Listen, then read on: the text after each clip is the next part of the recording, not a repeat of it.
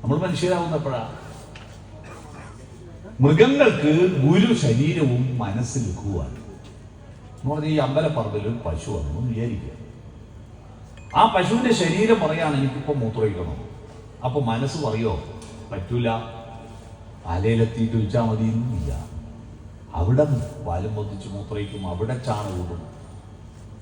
പട്ടികൾ ഇണചേരാൻ തോന്നിയാൽ ഉടൻ തന്നെ വീട്ടുകാരോട് പറഞ്ഞ് പെണ്ണ് കാണാൻ പോയി കല്യാണം നിശ്ചയിച്ച് താലിയും മാലയെല്ലാം കെട്ടുവോ? ഇല്ല, റോഡിൽ വെച്ച് ഇണചേരും. കാരണം അതിന്റെ ഗുരു ശരീരമാണ്. മനസ്സിലെക്കുക. മനസ്സ് മൃഗങ്ങൾക്കും ഉണ്ട് കേട്ടോ. മൃഗങ്ങൾക്ക് മനസ്സുണ്ട്. കണക്കറിയുന്ന മൃഗങ്ങളുണ്ടല്ലോ. വീതി കുറഞ്ഞ റോഡിലൂടെ നിങ്ങൾ സ്കൂട്ടർ ഓടിക്കുന്നു, റോഡിന്റെ പകുതിക്ക് ഒരു നായി കിടക്കുന്നു. നിങ്ങൾ ഹോൺ അടിച്ചാൽ നായി സ്കൂട്ടറാന്ന് കണ്ടായിരുന്നില്ല. കാരണം സ്കൂട്ടറിനെ കൊണ്ട് വീതിയാക്കി കണക്കറിയാതെ.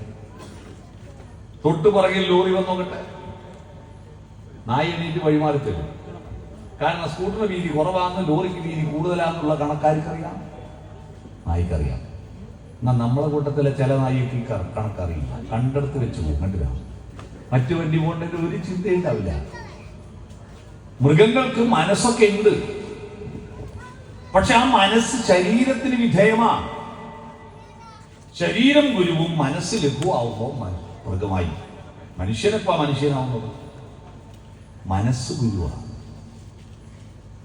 മനസ്സിനെ മാംസത്തിൽ നിന്നുയർത്തേണമേ, മലയിൽ വാഴും ഭഗവാനേ. മാംസത്തിൽ നിന്ന് മനസ്സിനെ ഉയർത്തണം. ഇപ്പൊ ഇവിടുന്ന് നിങ്ങൾക്ക് മൂത്രയിക്കാൻ മുട്ടി എവിടെ വയ്ക്കുവോ? മനസ്സും അറിയില്ല, അയ്യോ ഇത് ആൾ പറ്റില്ലപ്പാ, നമുക്ക് വീട്ടിലെത്തട്ടെ. എഴുന്നൊന്നും ആരും തിന്നുന്ന കണ്ട അപ്പൊ പോയിട്ട് നമ്മൾ വാരി തിന്നോ? ഇല്ല, നമുക്ക് അവകാശപ്പെട്ട നമ്മൾ വീട്ടിലുണ്ട്, അവിടെ പോയി തിന്നാൻ പറ്റില്ല. നമ്മള് കാമവികാരം ഉണർന്ന തന്നെ അത് പ്രകടിപ്പിക്കുവോ? ഇല്ല. അതിന് നാട്ടിൽ ചില മര്യാദകളുണ്ട്. ആ മര്യാദ ലംഘിച്ചാൽ എന്നെ പിടിച്ചകത്താക്കുക. അത്തരത്തിൽ നമ്മുടെ ശരീരത്തെ മനസ്സ് നിയന്ത്രിക്കുന്നു. അപ്പോഴാണ് നമ്മൾ മനുഷ്യനാവുന്നത്. അപ്പൊ ഈ ശരീരത്തിനൊരു സിംഹഭാവമുണ്ട്. എന്ത്? കടിച്ചു കീറാൻ, ആക്രമിക്കാൻ, കൊല്ലാൻ. മൃഗഭാവം നമ്മുടെ ഉള്ളിലുണ്ട്. അതുകൊണ്ടാണ് ലോകത്ത് മൃഗങ്ങൾ തമ്മിൽ ആക്രമിക്കുന്നതിനേക്കാൾ വലിയ ആക്രമണം മനുഷ്യർ തമ്മിലാണ്. മൃഗങ്ങള് വയനാട്ടിൽ രാധയെ കൊന്നത് തിന്നാനാണ്.